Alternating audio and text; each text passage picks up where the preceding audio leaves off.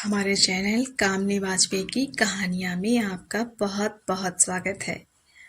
आइए सुनते हैं कहानी चिंता मुक्त। लक्ष्मी अब 17 साल की हो गई थी। उसकी माँ को उसकी शादी की चिंता सताने लगी।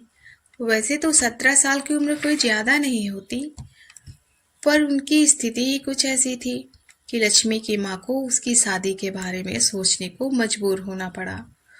वह उसके भविष्य को लेकर हमेशा चिंतित रहती। उसे मालूम था कि उसकी बेटी में वे सारे गुण हैं जो एक पति अपनी पत्नी में चाहता है। वह सुंदर है, सुशील है और सभी गृह कार्यों में दक्ष है। कोई भी लड़का उसे देखकर सहज ही मना नहीं करेगा। मगर गुणवान होने से ही तो सब बात नहीं बन जाती। गुणवान होने के साथ साथ धनवान भी तो होना चाहिए। बिना धन के सारा रूप और गुण धरा ही रह जाता है। इस तरह का तो शायद बिरला ही होगा जो बिना धन के कन्या स्वीकार करे। और लक्ष्मी की माँ के पास धन का घोर अभाव था। धन का अभाव ही लक्ष्मी की माँ के चिंता का कारण था। ये बात नहीं कि माँ लक्ष्मी के पिता कोई काम नहीं करते। उनकी चौराहे पे एक पान की दुकान है जो ईश्वर की दया से खूब अच्छी चलती है। मगर कुछ सालों से उसके बाप को शराब की ऐसी बुरी लत लग गई कि उनकी खुशहाल जिंदगी बदहाल हो गई। वह पूरा दिन जो भी कमाता है उसका आधा हिस्सा तो वह रात को पी कर आ जाता है और आधे में घर का खर्च बड़ी मुश्किल से चल पाता है। उस पर लक्ष्मी की पढ़ाई का खर्चा, बचत की तो कोई गुंजाइश ही नहीं। इसी साल उसने इंटर किया है। वह आगे पढ़ाई करना चाहती है, पर उसकी माँ उसकी पढ़ाई बंद कर कोई अच्छा सा लड़का देख उसकी शादी कर देना चाहती है। वह जब भी अपने पति से शादी के बारे में बात करती है तो वह हमेशा यह कहकर टाल देता, अरे लक्ष्मी अभी है ही कितने साल की, तुम चिंता मत करो, सब हो जाएगा। वह झल्लाते हुए कहती, अभी से व्यवस्था नहीं करोगे तो क्या एक दिन में डांका डाल कर ले आओगे? मुझे पता है तुमसे कुछ नहीं होने वाला। तुम बस दारू पीकर गाली गलौज ही कर सकते हो, बस। वह उसकी सारी बातों को अनसुनी कर निकल जाता और देर तक बड़बड़ाती रहती और अपने भाग्य को कोसती रहती। जब वह देर रात तक वापस आता तो शराब के नशे में चूर, लड़खड़ाते कदमों के साथ जोर जोर से फिल्मी गाना गाते हुए घर में घुसता। अपने पति की ऐसी हरकतों से उसका खून खौल उठता, मगर वह कुछ नहीं कह पाती। अगर वह उनकी ऐसी स्थिति में उनसे कुछ कहती तो वह गाली गलौज पर उतर आता।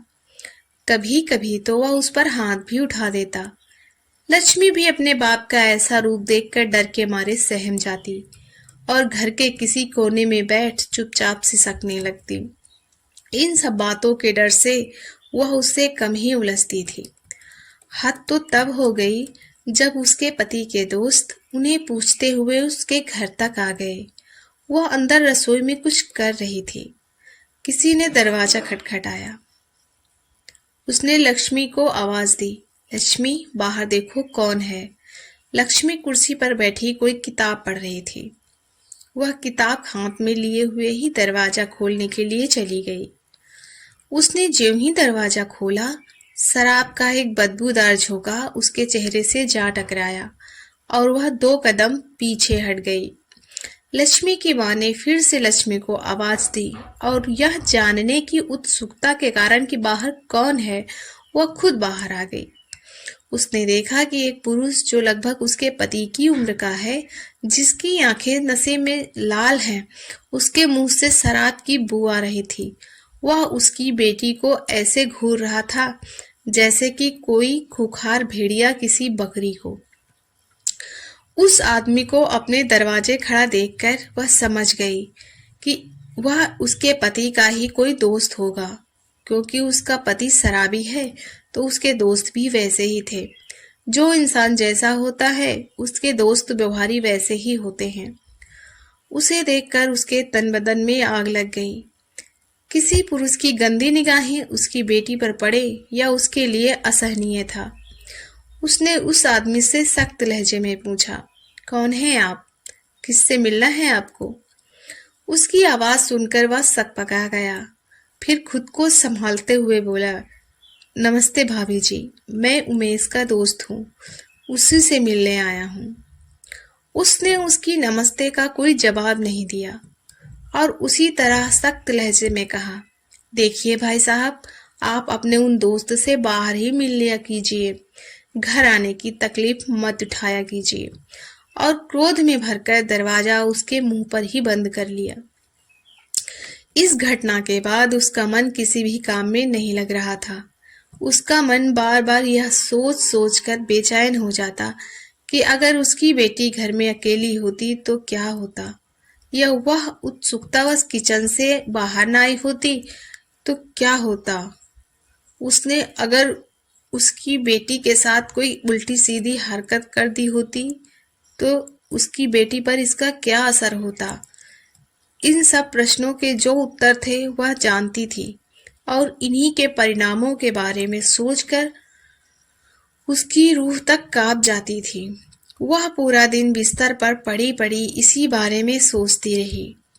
इस समस्या का उसे एक ही समाधान नजर आ रहा था, वह कोई अच्छा सा लड़का देखकर उसके हाथ पीले कर दे। वह जानती है लक्ष्मी शादी के लिए सहज ही नहीं मानेगी।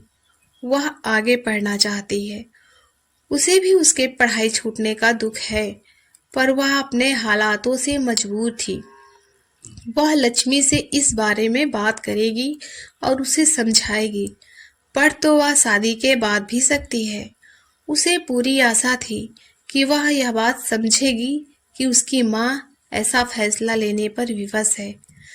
यही सब बातें सोचते सोचते उसके सिर में दर्द होने लगा। उसने लक्ष्मी को आवाज दी, लक्ष्मी यहाँ आओ बेटी।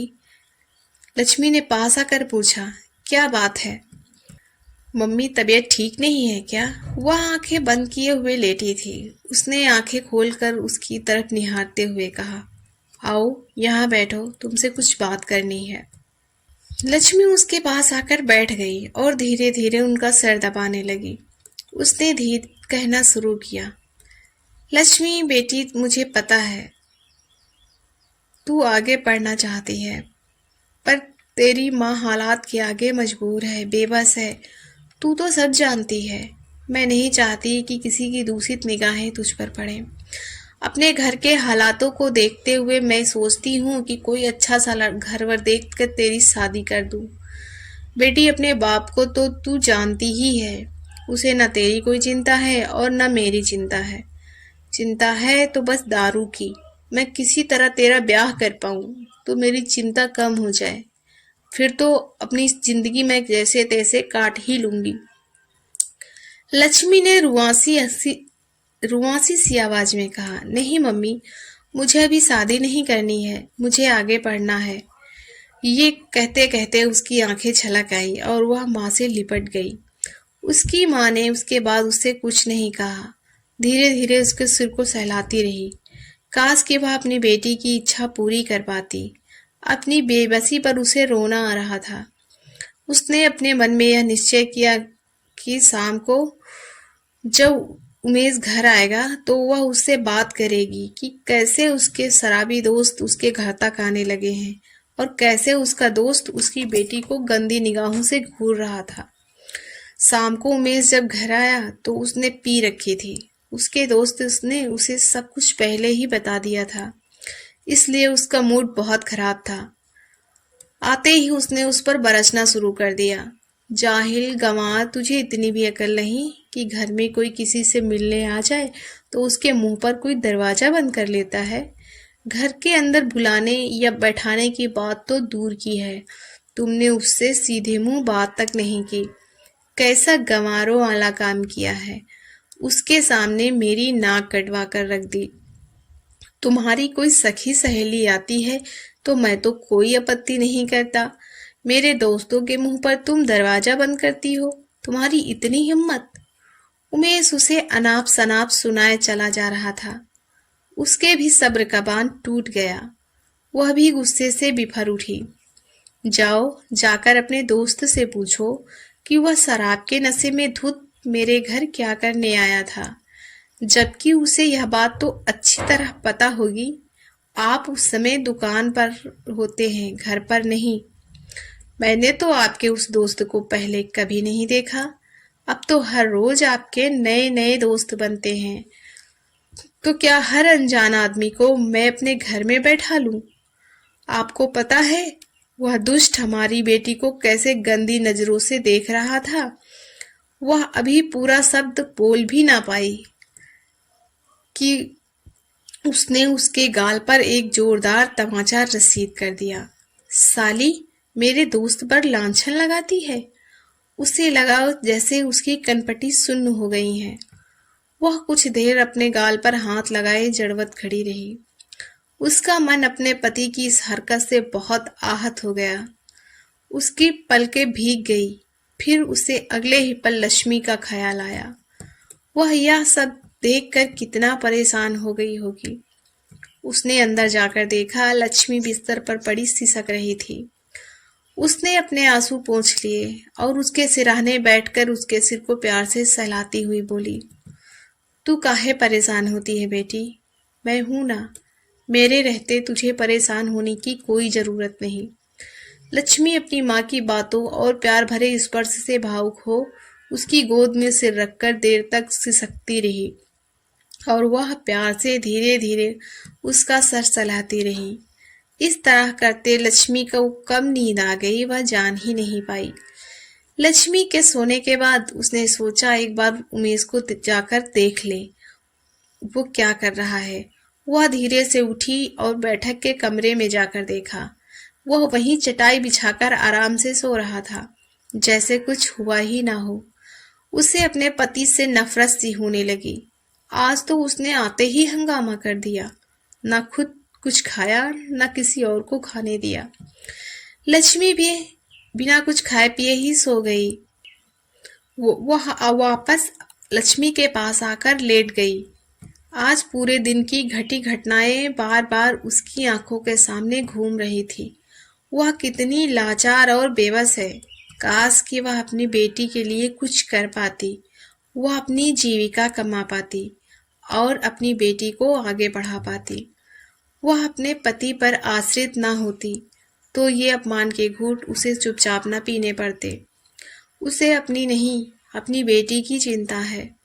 आज अगर घर में वह अकेली होती तो क्या होता, ये सोचकर उसका दिल बैठ जाता था। उसने बगल में सो रही लक्ष्मी के सिर पर अपना हाथ फेरते हुए मन ही मन एक फैसला लिया। उसने सोचा कि लक्ष्मी माने या ना माने, मगर उसकी भलाई इसी में है कि मैं उसके लिए वर की तलाश शुरू कर दूं। वैसे भी देखते सुनते साल 2 साल लग ही जाएगा। तब तक लक्ष्मी भी मान ही जाएगी। वह कल ही अपने भाई से इस बारे में फोन पर बात करेगी। यही सब सोचते सोचते रात कब बीत गई पता ही ना चला। सुबह अपने पापा के दुकान पर जाने के बाद लक्ष्मी ने सुबह अपने पापा की दुकान पर जाने के बाद लक्ष्मी ने अपनी माँ से कहा, मम्मी, आप जो कल कह रही थी ना मेरी शादी के बारे में और मैंने मना कर दिया था, मैं तैयार हूँ। यह कहकर वो वहां से चली गई। शायद वह अपनी माँ को और दुखी नहीं करना चाहती थी, इसलिए वह अपने आंसुओं को छिपाने के प्रयास में अंदर चली गई। पर वह तो उसकी माँ है और माँ से बच्चों की तकलीफ कहाँ छुप पाती है। वह अपनी बेटी के मन का सारा हाल जानती थी पर कुछ नहीं कर सकती थी। एक दिन उसकी माँ बैठी चावल साफ कर रही थी। उसी समय बिमला आ गई। बिमला इनकी पड़ोसिन थी। दोनों के पति पियक्कर थे, इसलिए दोनों के घरों के हालात भी एक से थे, इसलिए दोनों में अच्छी पड़ती थी। दोनों ही एक दूसरे से कह सुन के अपने मन का दुख हल्का कर लेती थी। बिमला का लड़का बड़ा हो गया था और शहर में नौकरी भी करने लगा था, इसलिए उसका समय कुछ बदल गया था। उसने पिछले साल और एक अच्छी सी कंपनी में नौकरी भी करने लगा था। इसलिए उसका समय कुछ बदल गया था। उसने पिछले साल अपनी बेटी का ब्याह भी कर लिया था और अब वह लक्ष्मी की माँ की नज़र में चिंता मुक्त थी। उसने बिमला की तरफ देखकर मुस्कुराते हुए कहा, आओ रमा की माँ बैठो, कैसी हो? बिमला ने एक ठंडी सांस भरी और मरियल सी आवाज में जवाब दिया, ठीक हूँ। कह वह वहीं उसके पास चटाई पर बैठ गई। क्या बात है रमा की माँ, तबीयत ठीक नहीं है क्या? आवाज बड़ी सुस्त लग रही है। हाँ, तबीयत थोड़ी कम ठीक है। सुबह से सिर भारी भारी लग रहा है। रात में देर तक नींद नहीं आई, शायद इसीलिए। क्यों, क्या हो गया? रमा के पापा ने पीपा के कोई हंगामा किया क्या? कोई शोर शराबा तो नहीं सुनाई दिया? वह उनकी तरफ देखती हुई बोली, ये बात नहीं है। तो क्या बात है जो आपको परेशान कर रही है? आखिर क्या चिंता है आपको? लड़का अच्छी कंपनी में नौकरी करता है, बेटी अच्छे घर में ब्याही है। लक्ष्मी की माँ ने जैसे ही बेटी का नाम लिया, उसकी आंखें सजल हो उठी। वह दुखी होकर बोली, उसी की तो चिंता है बहन। कल शाम रमा का फोन आया था। कह रही थी कि 1 महीने पहले दामाद जी की नौकरी छूट गई। सारा दिन घर पर रहते हैं और किसी न किसी काम के बहाने। कल शाम रमा का फोन आया था। कह रही थी कि 1 महीने पहले दामाद जी की नौकरी छूट गई। सारा दिन घर पर रहते हैं और किसी न किसी बात को लेकर उस पर बिगड़ते ही रहते हैं। परेशान न हो रमा की माँ, सब ठीक हो जाएगा। उसके बाद उन्होंने लक्ष्मी को आवाज दी, लक्ष्मी, बिमला आंटी आई हैं, उनके लिए चाय बना लाओ। और फिर वह बिमला की तरफ देखती हुई बोली, नौकरी छूट गई है तो दूसरी मिल जाएगी। रमा से कह दो धीरज से काम ले। यूं परेशान होने से थोड़े ही काम चलेगा। वो बात तो ठीक है, पर रमा कह रही थी कि कल तो उसने उस पर हाथ भी उठा दिया था। उससे कह रहे थे कि आपने अपने भाई से कहो कि हमें 50,000 रुपए दे दे। जब उसने पूछा कि इतने पैसों का क्या करोगे, तो उसने बिगड़ते हुए कहा, हर बात तुम्हें बतानी जरूरी है क्या? कल अपने भाई से बोल देना बस। रमा ने ऐसा करने से मना कर दिया तो उसने उसे थपड़िया दिया और फिर उसी गुस्से में घर से बाहर निकल गया।